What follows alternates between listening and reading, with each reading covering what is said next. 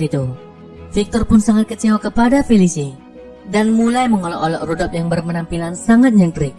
Hal itu kemudian membuat mereka berdua mulai bertengkar.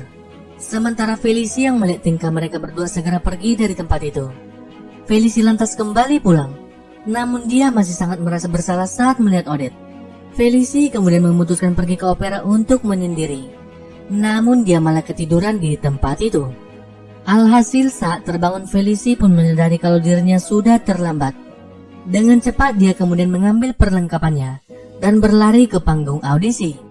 Terlihat Camille yang baru saja menyelesaikan audisinya. Louis lantas hendak mengumumkan kalau Camille adalah pemenangnya. Namun di saat yang bersamaan Felicie sampai di tempat itu. Louis kemudian memberikan kesempatan kepada Felicie untuk menari pada audisi terakhirnya. Namun Felicie selalu terjatuh dan terjatuh. Hal itu dikarenakan dirinya kurang istirahat dan kelelahan pada malam sebelumnya. Bahkan beberapa kali kesempatan yang diberikan Louis tak bisa dimaksimalkannya.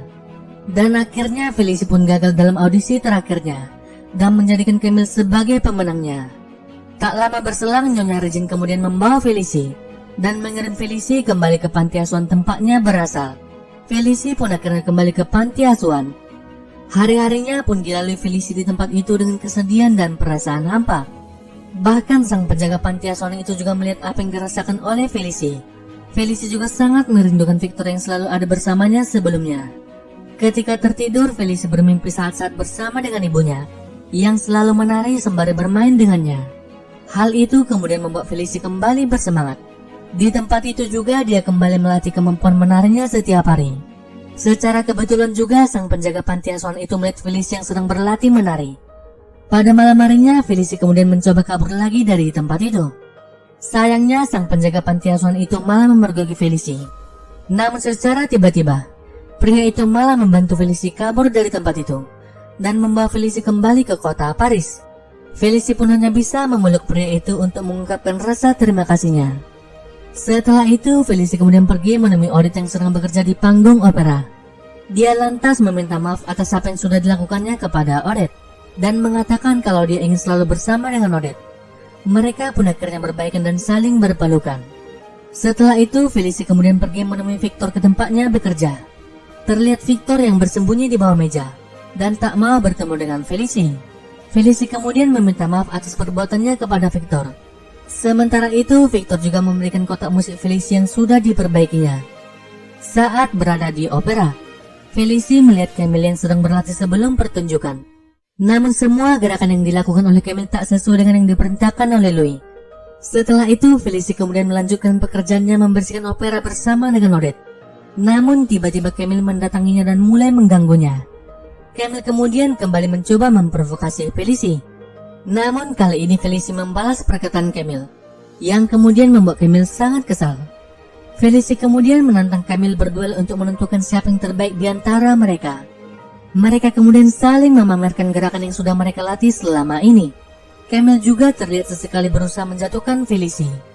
Aksi mereka berdua kemudian dilihat oleh semua orang yang ada di tempat itu. Hingga sampailah mereka di turunan anak tangga dan bersiap untuk melakukan lompatan terakhir. Namun tiba-tiba Camille berhenti dan tak berani melakukannya. Sementara itu Felicie dengan berani dan tak pikir panjang langsung melompatinya dengan sangat anggun.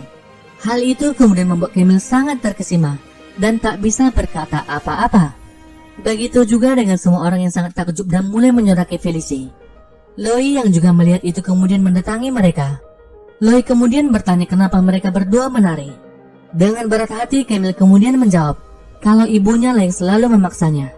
Sedangkan Felicie berkata kalau menari sudah menjadi bagian dari hidupnya, yang juga ada di dalam diri ibunya sejak dia masih bayi.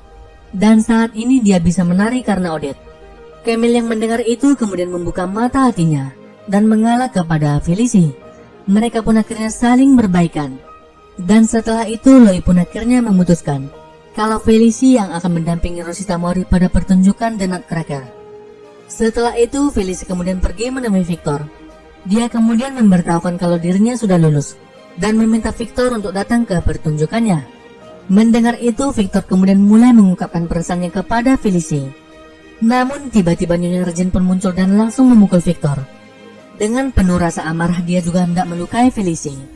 Tak punya pilihan lagi, Felicie kemudian mencoba melarikan diri. Sementara itu di tempat lain, Lois dan Odette sangat mengkhawatirkan Felicia yang tak kunjung datang ke opera. Sedangkan itu, Felicia masih terus dikejar oleh Nyonya Regine hingga sampai ke patung Liberty.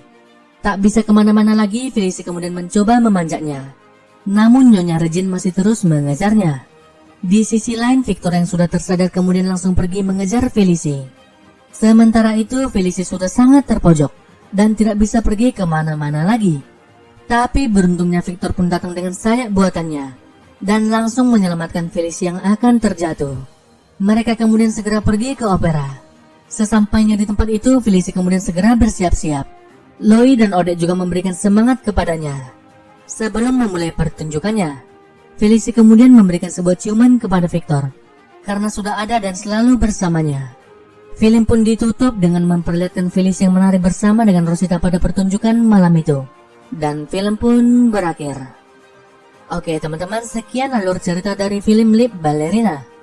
Jadi intinya film ini menceritakan seorang anak yatim piatu yang berpetualang untuk mewujudkan impiannya bersama dengan sahabatnya yang selalu ada di sisinya. Film ini juga mengajarkan beberapa pelajaran hidup kepada kita, yang mana kita harus terus berjuang untuk menggapai mimpi tak peduli seperti apa keadaan kita. Baiklah teman-teman, sampai di sini video kita kali ini. Kalau kalian suka dengan video ini, kalian boleh subscribe channel ini agar tidak ketinggalan dengan video-video terbaru lainnya. Baiklah, saya pamit dan sampai jumpa di video selanjutnya.